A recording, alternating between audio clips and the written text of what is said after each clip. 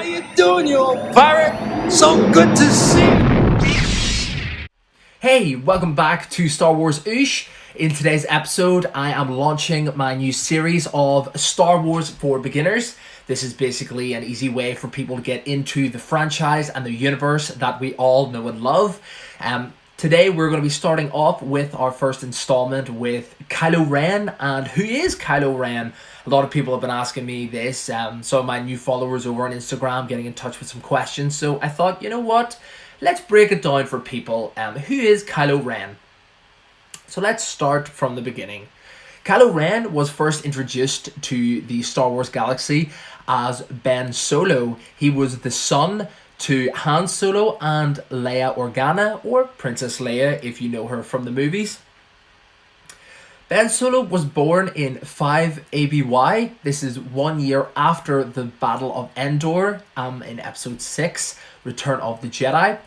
Fun fact about his date of birth, it is the same date that the Galactic Concordance was signed, and this was the peace treaty that was signed between the remnants of the Empire, the Galactic Empire, and the New Republic, so it was their peace treaty. Ben Solo was the nephew to Grand Master Luke Skywalker and of course the grandchild of Darth Vader himself, so he had a lot to live up to.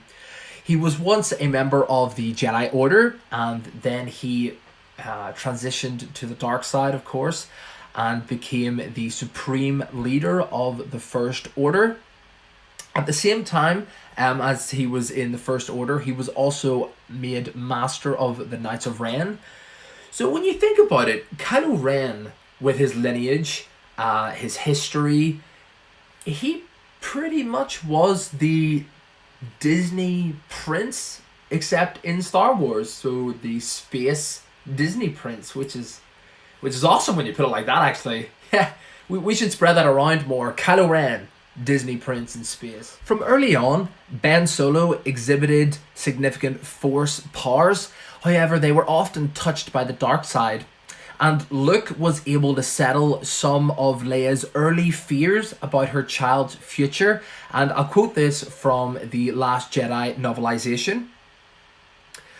He said that the powerful line of dark you feel will always be balanced out by the powerful light. So we can see that Grandmaster Luke at this point is very in touch with the Force, and he can understand her concerns. Both Han and Leia were very busy with their careers, and this meant that a lot of time growing up for Kylo, or Ben at the time, he was by himself. He felt abandoned, and this topic of abandonment grows in Kylo Ren throughout his life and his journey that he embarks on.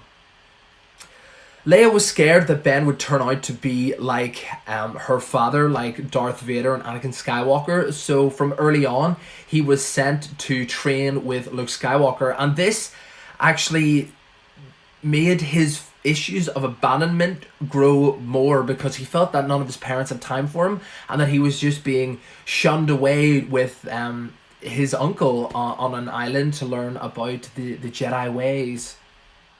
We see that Leia has some fears about sending her son away to train with Ben, and I'll quote this from the novelization of The Force Awakens. "That's why I wanted him to train with Luke. I never should have sent him away. That's when I lost him. That's when I lost you both." Leia is saying this to Han Solo, and she's realizing that that's the moment that she lost her son to the dark side, when the abandonment issues just overtook the rest. We see also in the novelization of The Last Jedi that Ben was very aware of his parents' opinion of him, and we're told this through the description of a scene where Kylo is hearing a conversation that's going on behind closed doors between Han and Leia, and they describe him as a monster, not as their son, but as a monster. When Ben was sent away to train with Luke, this is the moment that Snoke really starts to target Ben, feeding him the dark side, because Snoke is aware of these issues of abandonment and the other emotional states that are arising in Ben. And the rise of the dark side within Kylo is the reason why Luke starts to pay more attention to his apprentice.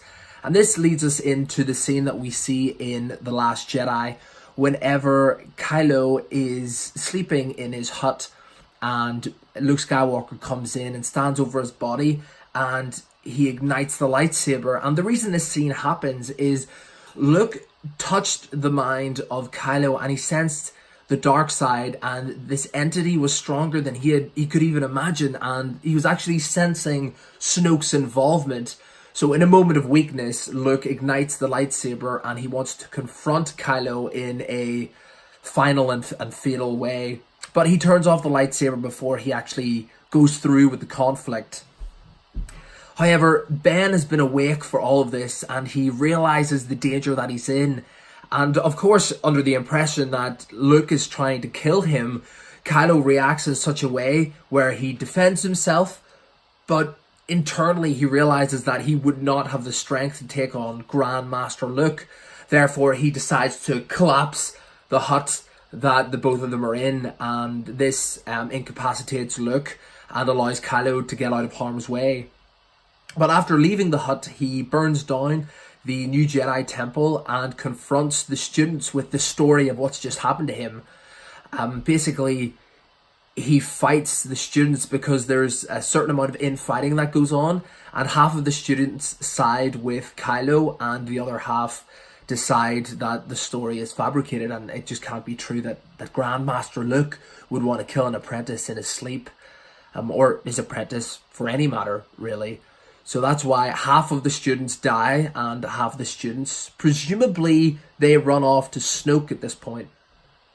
After the fall of the New Jedi Temple, Kylo Ren was seduced to the dark side and made the apprentice of Snoke, along with having a commanding position in the First Order and being made the master of the Knights of Ren. Despite his move away from the light side and of Ben Solo, he was caught in two minds, caught in such a turmoil between the light and the dark side.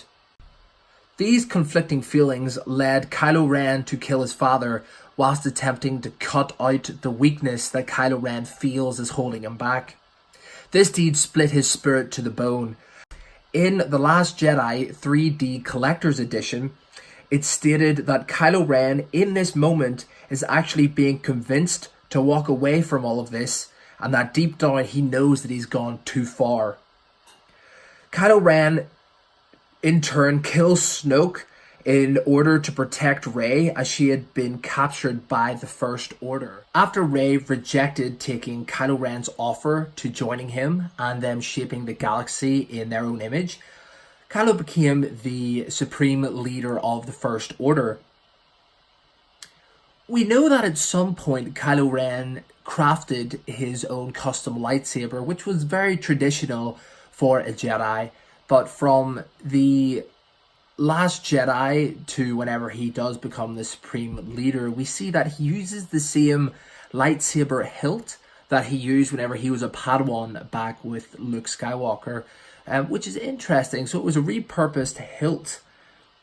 It is speculated that it is also the same crystal that Kylo used during his time as Ben Solo, and that during the bleeding process, the crystal itself actually cracked, which leads on to why Kylo Ren uses such a lightsaber design with the crossguard. This crossguard actually dates back thousands of years to back whenever the Jedi were fighting the Sith on Malachor. The hilt design allows for excess energy to be diverted out the sides of the hilt. Kylo is both strong with his abilities in combat along with his force abilities. In particularly, kinetic elements of his style are his strongest. He can enter someone's mind and cause pain, run through their memories and see what they've seen. Along with, he would be a berserker on the battleground. I mean, his fury and rage would boil over and anything that stood in his way would be vaporized. His fighting technique is an interesting mixture of both Gemso form of combat along with the heavier striking motions that we see him utilize in the movies. The mixture of Gemso also allows him to use his force abilities throughout combat more so than if he wouldn't be using that type of a fighting style. Furthermore, he's got quite a high pain tolerance, which allows him just to cruise over anything that happens to him. For example, when we see Finn fight Kylo in The Force Awakens, and he simply just punches himself to try to stop the bleeding, per se, of where Chewbacca's shot had got him earlier on, and he keeps fighting through the pain.